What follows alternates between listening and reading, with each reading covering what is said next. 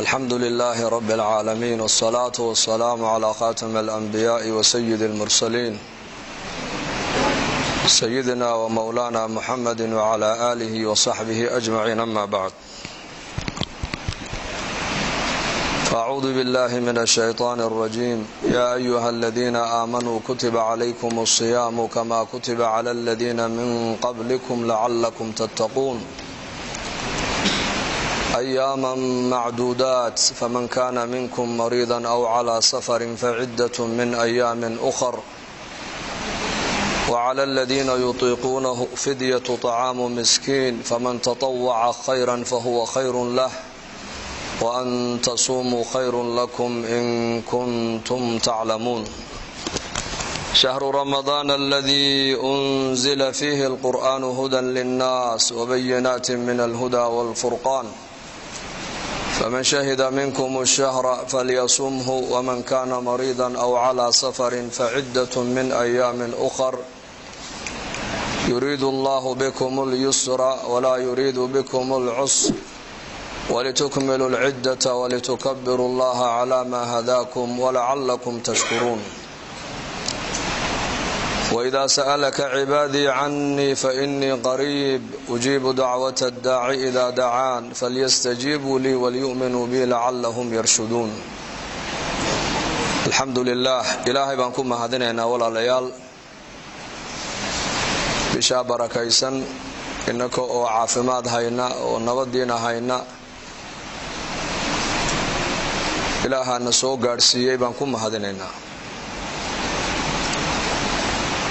وإن نعمداas qalbigeena ku weynaato adoo balad aamina joogo wadankaaga aamin uu yahay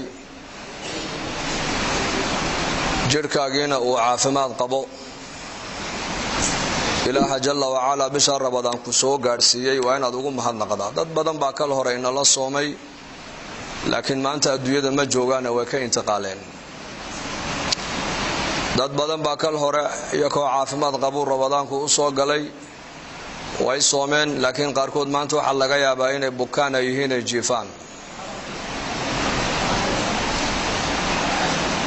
marka waa in nicmadaasi ay qalbigeena ku weynaato. ilaahay baa leeyahay in ta'uddu ni'matallahi la tuhsuha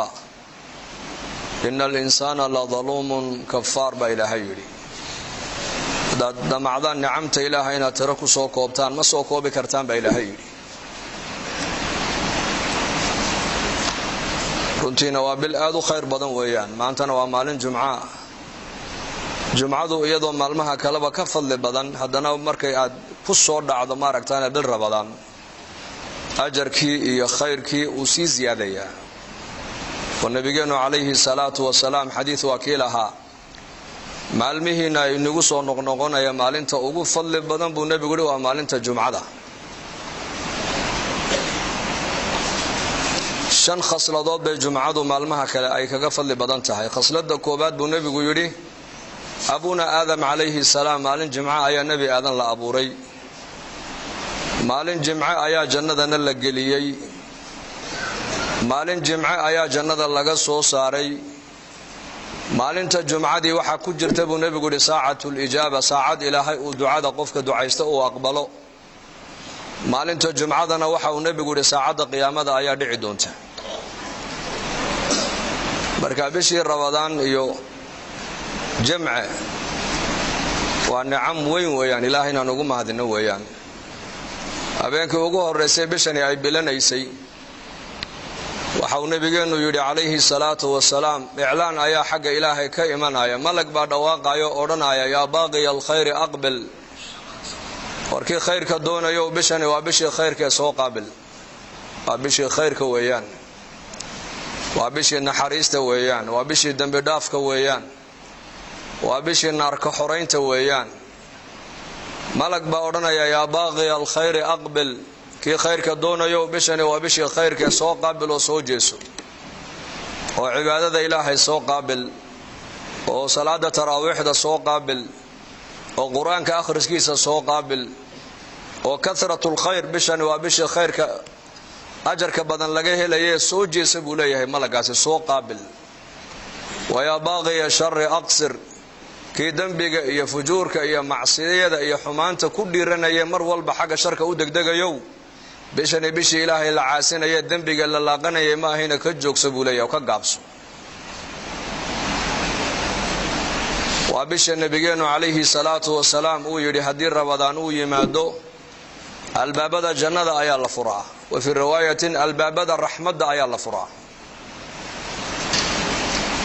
malaa'ig albaabada naarahana waa la xidhaa buu nabigu yidhi calayhi salaatu wasalaam maradatu shayaatiinna waa laga xidhaa bini aadanka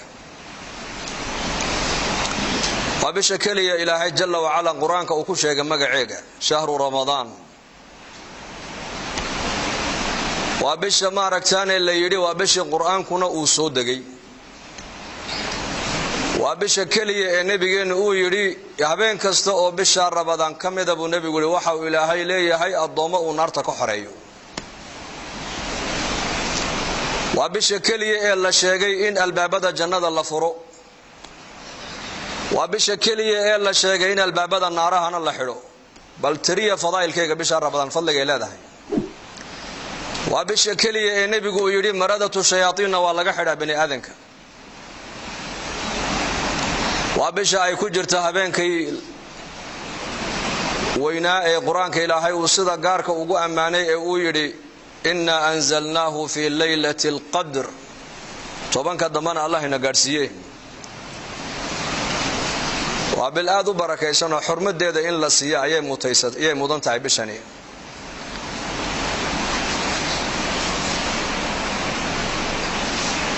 الصوم جنة صومك وحو نبيك كشيء فضائل كيس كذلك إنه يهي قاشان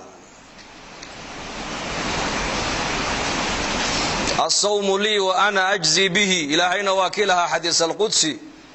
صومك أنيقا أيا إسكالي أنيقا أنا أدونك كعب المرين دونا وبشأ النبي محمد عليه الصلاة والسلام يري صائمك إنتو أفرين وحا أوليه دعاء أقبله waa marka cidaadu ay sii dhacayso hada furka u diyaar garoobayso xilliga ducada waa la aqbalaayo baahidaada ilaahay u sheego soonku waa gaashaan as-sawmu junna naartu gaashaan kaaga noqonaya shahawaadkii nafta ayuu gaashaan kaaga noqonaya macaasida ayuu gaashaan kaaga noqonaya xanuunada dhakhtaradu ay daweyn kari waayaan ayay bisha rabadaan ay daweysaa bal dhakhtarada ay waraysta oo dhahada bishee baad ugu shaqo yartihiin waxay ku odhanayaan bisha rabadaan baan ugu shaqo yarnahay nin doctora oo maalin ka hadlaya ayaa yidhi bishii caafimaadka timiday bishii dadku ay bogsanayeen baa timiday waayo baa lagu yidhi wuxuu yidhi bisha cid noo timaada uma ba aragnay buu dadka bukaanku way yaraadaan bishii caafimaadka waa bishii ilaahay tabaaraka wa tacaala loo dhowaanayay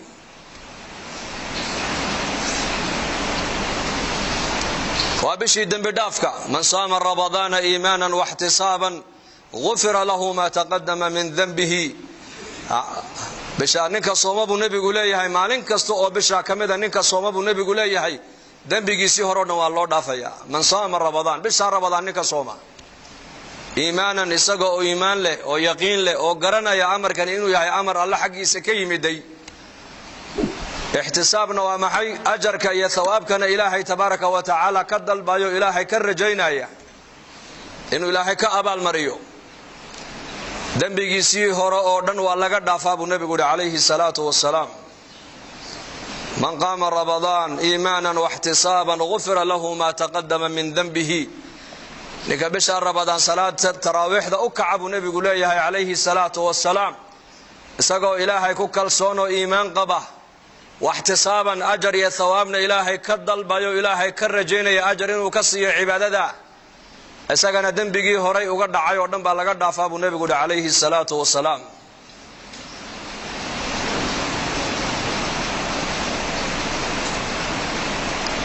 وابشا النبي يدي عليه الصلاة والسلام هدي متكين وأفرايو تمرها كو أفرابو النبي تمر هدي تمر وواينا بيها عادها كو أفرابو رسولك يدي فالشريعة الإسلام هو عجيب لبدانا الدواء كجرته أقول تمرتا محو نبي تمرتا وهو الرئيسي waxaa la yidhi cuntada ilaahay dhulka uu ka soo saaro oo dhan mid walba fitamiinka ku jirta ayaa timirta oo dhan ilaahay ku abuuray baa la yidhi. hilibka fitamiinka ku jira timirta waa laga helayaa, caanaha fitamiinka ku jira timirta waa laga helayaa, bariiska fitamiinka ku jira timirta waa laga helayaa. wax liya waxa nabaataat iyo khudrawaat iyo maaragtaan nicam ilaahay bin aadanka uu siiyay cunayaan mid walba gaar ahaan fitamiinka si gaar ah iyada loogu abuuray ayaa ilaahay intuu soo jamciyay baa ilaahay timirta inoo soo dhexgeliyay. timirtu waa nicmada muslimiinta ilaahay khaaska uga dhigay, waana zaadkii muslimiintu ay diinta caalamka oo dhan ku gaarsiiyeen. asxaabu muhammad sallallahu alayhi wa alihi wa sallam radiyallahu anhum ajma'in markay risaalada muhammadiyada ay xambaarayeen adduunyada gaarsiinayeen zaadkay isticmaalayaan wuxuu ahaa timir buu ahaa timir. mana xumaad taariikhdeeduna ma dhacdo. saalixiintu waxay odhan jireen aqalka timir aynan oolina faqri baa aqalkaa yaala. markaa buu nebiguna leeyahay calayhi salaatu wasalaam ninkii soomayow haddaad soontid buu nebigu leeyahay kiina afuraya timir ha ku afuro, hadduu timir waayana biyaha cad ha ku afuro. biyaha cadna waa daahir buu nebigu yidhi oo macdada jidhkaaga jeermiskii ku hadhay oo dhan bay bannaanka u soo saarayaan.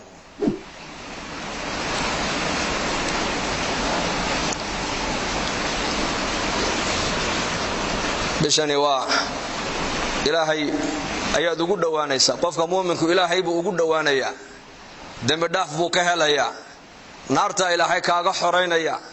darajaadkaaga kor loogugu qaadaya, caafimaadka ayaa kuu ziyaadaya. waa bishii qur-aanku uu soo degay weeyaan. nabigeena muxamed calayhi salaatu wasalaam jibriil calayhi salaam intuu u yimaado ayaa isagii jibriil bisha rabadaan qur-aanka ay darsi jireen, qur-aanka ayay akhrin jireen qur-aanka. marka inakuna waxaa laynaga doonayaa inaan bisha maalinteedana aan wakhtigeena aan buuxinno oon cibaadada iyo salaada iyo qur-aanka iyo dikriga iyo taacadda ilaahay iyo mudaarasata alcilmi aan ku buuxinaa laynaga rabaa. habeenkiina salaat al-layl iyo munaajaad iyo salaat at-taraawiix inaan wakhtigeena ku buuxinaa laynaga doonayaa. laba meeloodba shaydaanka galabay culimadu yidhaahdeen. wakhtiga madhanna shaydaanka ayaa dega, aqalka madhanna shaydaanka ayaa dega. marka qofka muslimka la dooni maayo wakhtigiisa inuu ka dhiga firaaq, bal firaaqa wakhtigaaga ka ilaaliyo buuxi. oo maxaan ku buuxinaynaa? waxaan ku buuxinaynaa bishani maadaama tahay bishii qur-aanku uu soo degay, qur-aanka akhriskiisa ayaan badinaynaa. maadaamuu nabigeenu calayhi salaatu wasalaam bisha malakul jibriil intuu u yimaada qur-aanka ay wada darsi ay jireen, inakuna bisha rabadaan waxaa la doonayaa qur-aanka inaan darsino. ood ugu yaraan bal maalintii hal juz oo qur-aan aad akhridaa si bisha rabadaan qur-aanka mar aad u khatimtaa. haddaad 3 juz maalintii aad akhridana waxaad khatimaysaa 3 jeer baad qur-aanka khatimaysaa. haddaad 5 juz aad akhrida qur-aanka maaragtaane maalin kastana 6 maalmood baad qur-aanka ku khatumaysaa. oo laga yaabaa bisha rabadaan inaad khatimto maaragtaane 6 jeer 7 jeer.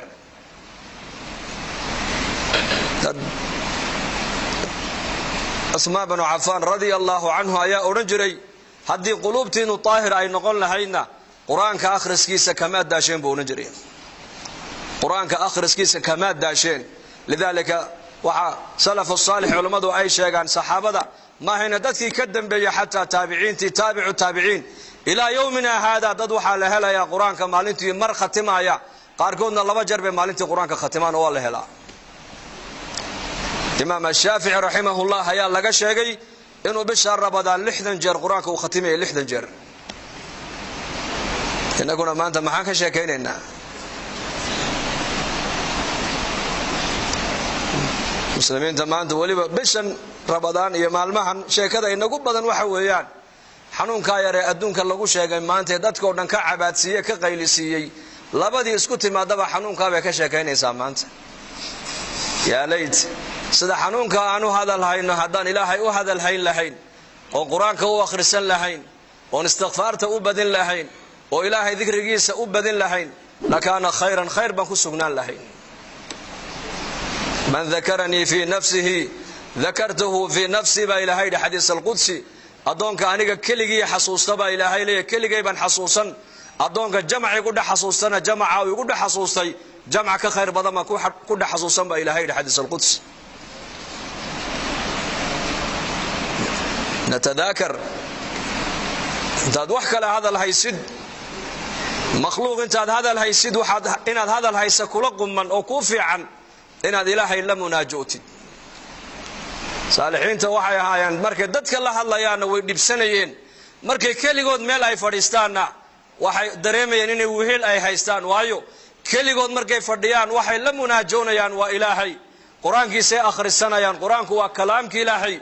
waa mawcidadii ilaahay oo caalamka u jeediyay haddaad doonto adigu inaad ilaahay alla hadashidna baa la yidhi salaada tukog oo qofka tukanaya ilaahay buu la munaajoonayaa haddaad doonto ilaahay inuu adiga kula hadlana quraankiisa kala furo quraanka ilaahay akhriso saxaabada radiyallahu anhum iska daa masaajidka dhexdeedee meelaha majaalista ay leeyihiin markay fadhiyaan waxay maaragtaan ay dhageysanayeen mar walba inay ilaahay isxasuusiyaan oo aakhirada isxasuusiyaan oo saacada qiyaamada isxasuusiyaan fi sunan waxa nabigeenu sheegay wuxuu sheegay imaam muslim rahimahullah rasuulkeena calayhi salaatu wassalaam ayaa saxaabadiisa qaar kamid oo meel fadhiya ayuu nabigu u yimiday markaa buu nabigu ku yiri maxaad hadal haysan bali sheega markaasay yiraahdeen saacada qiyaamada ayaan hadal haynaa waa zamankii wa kuniya 400 oo sano ka hor intay saxaabadu meel ay fadhiistaan bay ka sheekaynayeen saacada qiyaamada ee soo socota goormay dhici doontaa annaka uga xaq leh inaan maanta hadal hayna saacada qiyaamada markaa buu nabigu ku yiri innaha lan taquma saa'atu hatta taraw qablaha 10 ayat saacada qiyaamadu ma dhacaysa buu nabigu imani mayso ilaa ka hor aad aragtaan 10 calaamadood buu nabigu calayhi salaatu wassalaam 10 ka calaamadood waa calaamatul kubra ayaa la yiraahdaa laakiin waxa jira ashraad as-saa'a wax la yiraahdo calaamaatu sughra iyaku waa la arkay maanta hadii la tiriyana maanta magaalo walba waa laga helayaa calaamaatu sughra laakiin nabigu saxaabada xadiiska wuxuu ugu sheegay saacada qiyaamadu inaynan dhici doonin ilaa aad aragtaan ama adduunyada dusheeda lagu arko 10 calaamadood buu nabigu yiri calayhi salaatu wassalaam فذكر الدخان والدجال ودابة ونزول عيسى بن مريم وطلوع الشمس من مغربها وخروج ياجوج وماجوج وثلاثة خسوف خسف في المشرق وخسف في المغرب وخسف في جزيرة العرب وآخر ذلك النار تخرج من قعر عدن تحشر الناس إلى محشرهم بنبي يري عليه الصلاة والسلام وحو رسول كأنه يري ساعة قيامة ما دعي دونتو إلى الله أركض 10 علامات markaa buu nabigu sheegay qiiq samada ka imanaya buu nabigu sheegay kama fi nas alquran fartaqib yawma ta'ti as-samaa'u bidukhanin mubin yakhsha an-nas hadha 'adabun alim waxa nabigu sheegay qiiq samada ka imanaya buu nabigu sheegay waxa kale uu nabigu sheegay dajjal buu nabigu sheegay calayhi salaatu wassalaam oo adduunyada buqcad kuma taalo illa dajjal uu maraya dadkana wuxuu ka dhaadhicinayaa inuu yahay rabbigii isagu dadka abuuray inuu yahay buu ka dhaadhicinayaa wa sharru ghaibin yuntadar ayu nabigu yiri fadajjal fa sharru ghaibin yuntadar aw as-sa'a wa sa'atu adha wa amr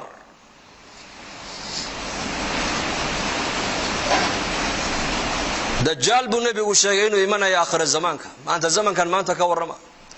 saxaabada rasuulka ridwaanullaahi calayhim ajmaciin axaadiista dajjaal ku saabsan markuu nabigu uga warramayo waxay yidhaahdeen waxaan moodi jirnay sida uu hadalka nabigu qulubtooda u saameynayay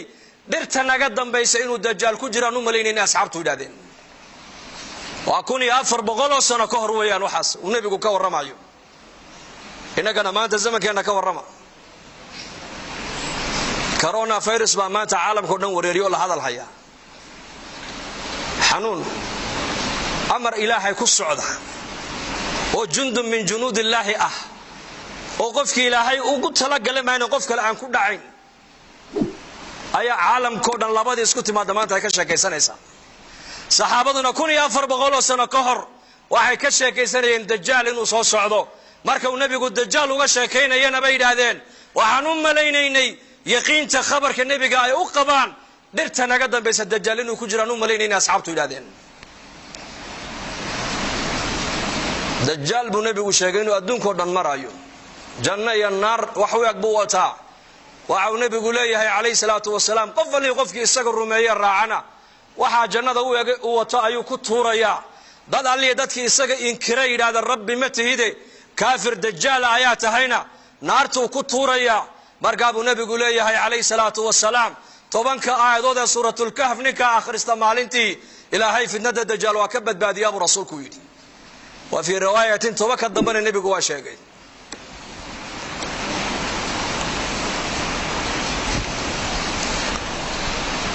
waxa kaloo nabigeenu sheegay calayhi salaatu wasalaam dajaal inuu adduunka oo dhan uu saameyn oo uu galaya Makka iyo Madiina ma galaya buu rasuulku yidhi وفي رواية حديث وعن شيء سأفر ملوت دجال مقلايو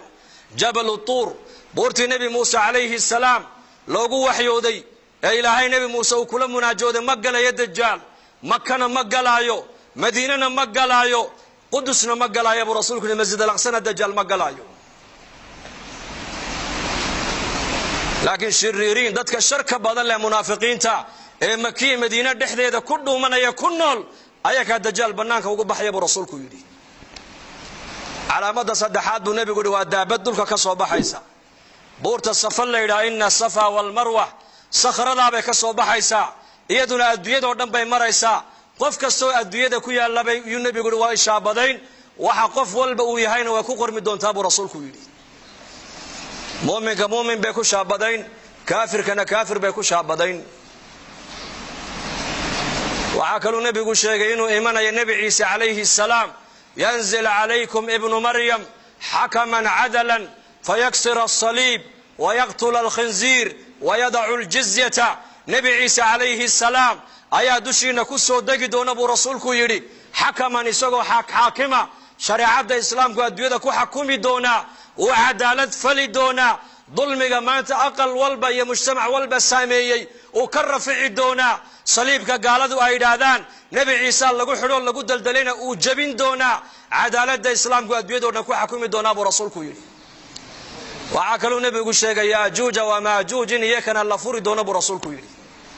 والله بقى أمدودو كو أبتر صدا يافث بن النوح بي كو أبتر سنيان أمدي بوافر بغلوكن من إيكا كميدا مدين تبع ليري إلا أو أركو كون ويلو إساقو أو دالي أو قان قارو دقالك قليم وياني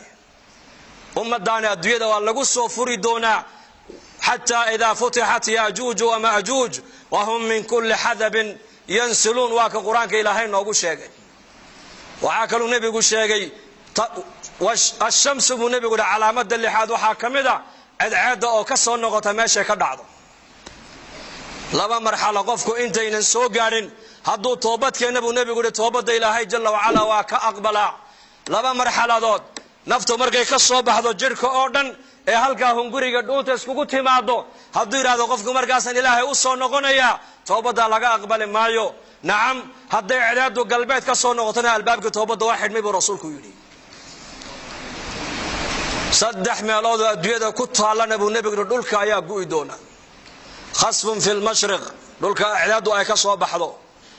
wadana dhan iyo ummada dhan baa la waayi doona calaamada toddobaad waa taas علامة السيدات بالنبي يقول خاصة في المغرب قلبيت كأدويتنا وضنا دنيا ومدى بعد الكل قيدونا علامة السقالات بالنبي يقول خاصة في جزيرة العرب نحن دنا دل ومدى بالوايدونا علامة الطبنات بالنبي يقول ولا ليال والنار كصباح يسعدن مقالة عدن قنت ذيك الصباح دونتا بنك قيامة تكسو الرين دونتا برسولك يري طبعا كعلامة ضد بكسو الريب والنبي يقول ساعد قيامة طبعا كعلامة ضد ما أنت وحكي شاكين ويريهن حنون بيك شاكين يعني حنون قاجي كشاكين يعني أبار بيك شاكين يعني وحاسا ما أنت أدويتك اللوين ما أنت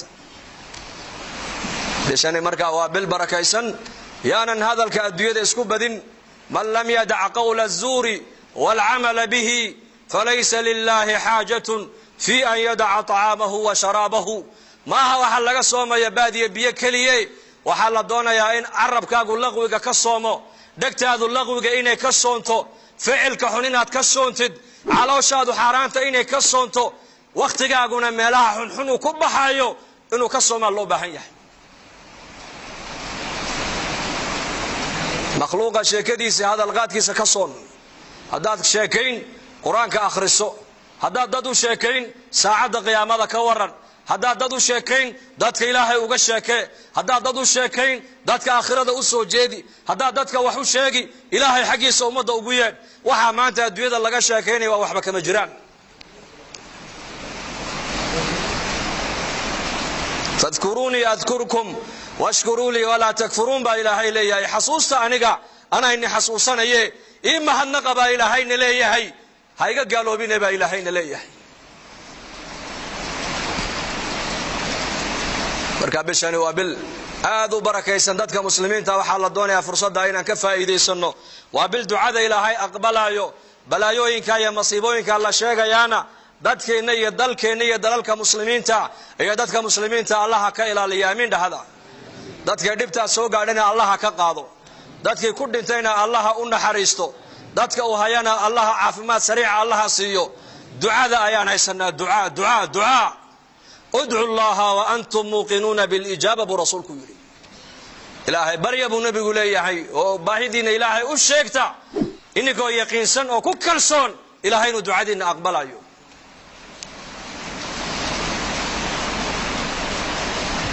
استقبلوا بأمواج البلاء بالدعاء وحسنوا أموالكم بالزكاة وداووا مرضاكم بالصدقة تبا النبوي إمام قيم ابن قيم رحمه الله حديثك أيوك الشيقي بلايوينك الضبيله أي وضان بو نبي قليهي دعاك قابل دعاء ذوي وعيسى بلايدا حوله إننا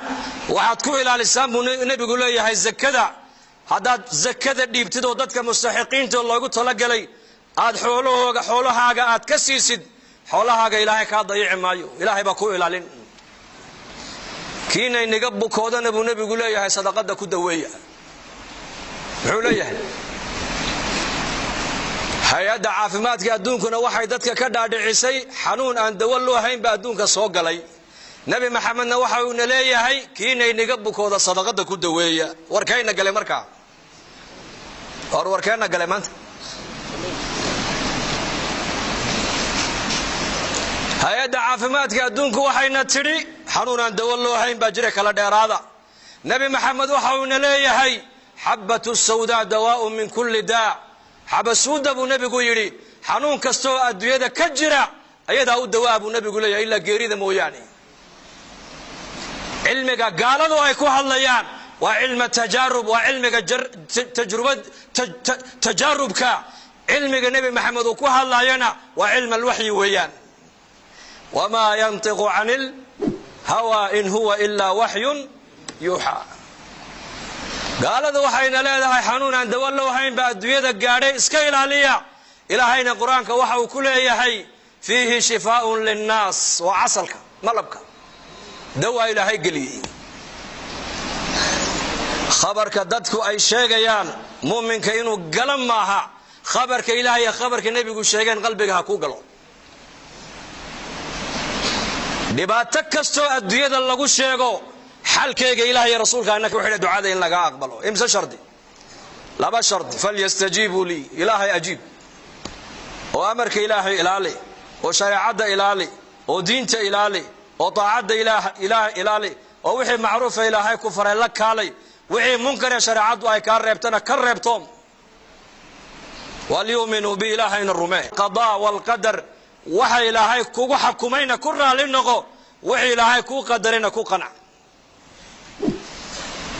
labadaasi haday qalbigeena ay timaado waxa adduunyada la sheegay oo dhan ay saameyn maayaan waxa adduunyada maanta ka jira quraanka si fiican u dhageyso wala nabluwannakum bi shay'in min al-khawf wal-ju' wa naqs min al-amwal wal-anfus wath-thamarat maxa ku xiga wa bashir as-sabirin daawada xanuunada adduunyada ka jira oo dhan waa sabir weeyaan miftaaxul faraj waa sabir weeyaan adoonku mukhayyar maahina waa musayyar adoonku wax ma dooran kara isagu wixii ilaahay ku qadar adiga waa inaad ku qanacdaa lidaalika nabigeenu kaleey salaatu wasalaam waxa uu noo sheegay malaa'iktu markay ilmaha yaray nafta ka qabtaan ayuu ilaahay malaa'ikta ku yiraahdaa adoonkaygi ilmihiisi ruuxda ma ka soo qaabateen ha bay yiraahdaan adoonkaygi midhihii qalbigiisa ma soo qabateen haa waan soo qabanay markaasuu ilaahay yidhaahdaa famaada qaala cabdi addoonkaygii markaad ilmihiisii ruuxda ka soo qabateen muxuu yidhi balii sheega markaasay yidhahdaan xamidaka wastarjaca xamida ma macna alxamdu lilaahi calaa kulli xaal buu yidhi inna lilaahi wa inna ilayhi raajicuun buu yidhi markaasuu ilaahay yidhaahdaa maadaamuu addoonkaygii markii ilmihiisa nafta aad ka soo qabateen uu aniga ii mahadnaqay uu isaguna xaggayga u soo noqday ibnu licabdii baytan fi ljanna aqal jannada uga dhisa